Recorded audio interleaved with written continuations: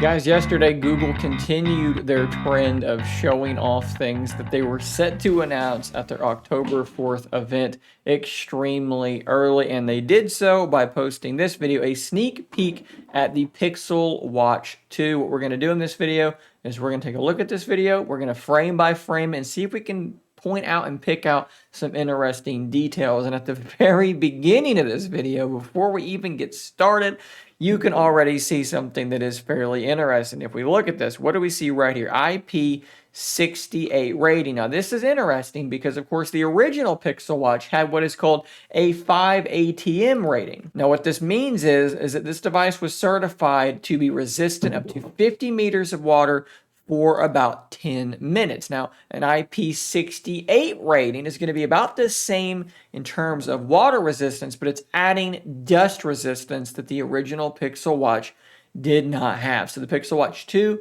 appears to be maybe slightly more durable in the sense that it's going to have an official IP rating for dust resistance. I think this is fairly interesting, kind of an odd thing for them to add, but it's definitely a good step in the right direction. Let's play this forward. It's a short video. The next thing that we see here is indeed that crown. I picked this out from a prior video. The crown is definitely looking different than it did with the original Pixel Watch. Is this an aesthetic change? Are there more things different about the crown?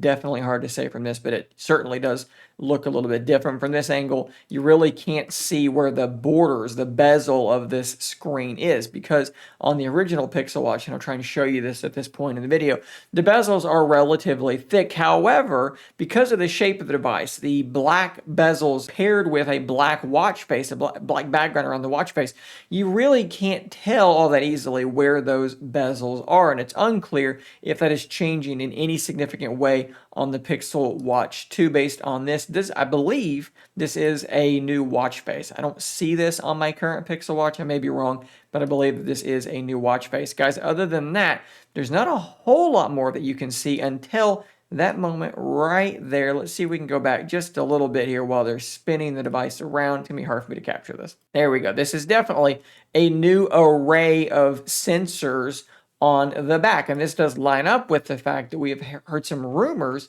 that it was going to be using the same sensors as the Fitbit Sense 2, in particular, the continuous electrodermal activity sensors, which, if I'm not mistaken, are there to basically do like more advanced stress tracking. I'm not sure that that's something I care about a whole lot, but this is definitely a new sensor array. So maybe there are some other improvements in tow along with this. Otherwise, things look pretty much the same. It kind of cuts off right about there, but you can see the crown, the same button there on the side, looks like a speaker hole there. This is not a button. This is part of the mechanism that actually takes the bands off. SPO2 down there, Google as well on that side. That's the only look I can find in this video of the side of the device, and I believe that looks pretty much identical to before with one small change. I don't see a microphone hole over there, which on the current model, there's a microphone right down there. For those who think that this looks almost identical to the original Pixel Watch, I would say to you that appears to be absolutely an accurate assessment of what is going on. But I do want to remind you guys